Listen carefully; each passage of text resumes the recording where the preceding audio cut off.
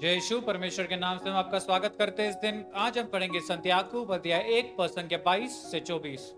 आप लोग अपने को धोखा नहीं दे, वचन के श्रोता ही नहीं बल्कि उसके पालनकर्ता भी बने। जो व्यक्ति वचन सुनता है किंतु उसके अनुसार आचरण नहीं करता, वह उस मनुष्य के सदृश है जो दर्पण में अपना चेहरा देखता है। वह अपने को देखकर चला जाता है और उसे याद नहीं रहता कि उसका अपना स्वरूप कैसा है। मेरे भाई और बहनों, परमेश्वर आज हमसे कह रहे हैं कि खाली सुनने वाले ना बनो लेकिन करने वाले भी बनो। मेरे भाई और बहनों, हम बहुत अच्छे से सुनते हैं लेकिन करते कभी नहीं है। अगर वचन कहता है कि अहंकार ना करो, हम वो सुनते और एक कान से सुन के दूसरे कान से निकाल देते।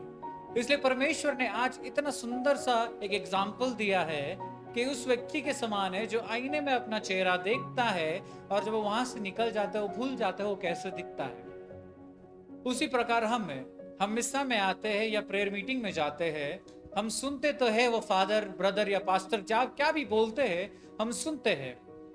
लेकिन जब उस मीटिंग से बाहर निकलते हैं, मिस्सा से बाहर निकलते हैं, हम वचन भूल जाते हैं उन्होंने क्या कहा। तो मेरे भाई और बहनों, क्या हम परमेश्वर के शब्द को सीरियसली लेते हैं कि हम उसके शब्द को सुनते हैं लेकिन कार्य कभी नहीं करते।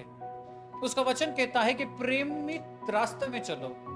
क्या हम प्रेम भरा रास्ते में चलते हैं? उसका शब्द कहता है कि उसके कोड़े द्वारा हम चंगे हो चुके हैं।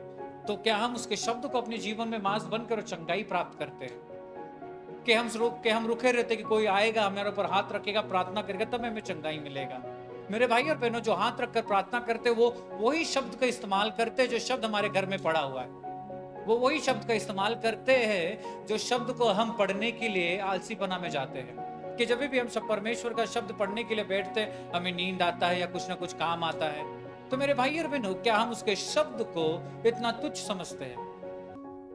इसलिए आज वचन कहता है कि हम उस प्रकार का जीवन जी रहे हैं कि एक बार हम देख तो लेते हैं आईने में कि हम कैसे दिखते हैं, हम देख लेते हैं कि परमेश्वर की ताकत क्या कर सकती है, लेकिन जब बाहर निकल जाते हैं हम भूल जाते हैं। और फिर हम दौड़ दौड़ के यहाँ वहां दुनिया के हर एक कोने में जाएंगे, बोलेंगे हाथ रखिए प्रार्थना करिए, हम बीमार है, हम दुख में, तकलीफ में, परेशानी में। मेरे भाई और बहनों, शब्द का महत्व समझो।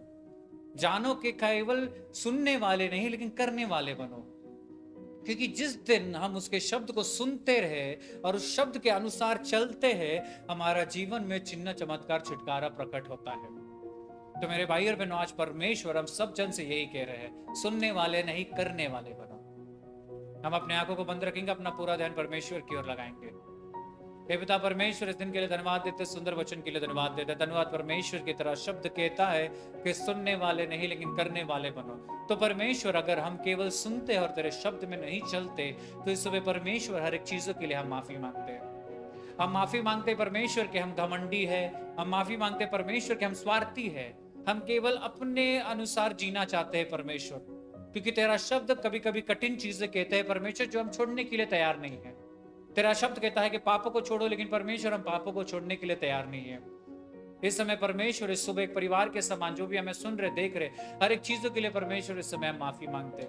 हमें नम्र बना परमेश्वर। हमारे जीवन में जो घमंड है परमेश्वर, जो अहंकार है, हमें झुकने नहीं देता, वो सब चीजों को परमेश्वर निकाल बाहर फेंक कि केवल हम सुने नहीं लेकिन उसके कारण चले भी परमेश्वर। इस सुबह परमेश्वर हम यही प्रार्थना करते, तेरे शब्द को हमारे जीवन में मांस बनने दे, हमारे कठोर हृदय को बदल परमेश्वर। और यही प्रार्थना इस सुबह माता मरियम के मध्य से सारे स्वर्गदूत के नाम से हम मांगते हैं, आमीन। जय श्री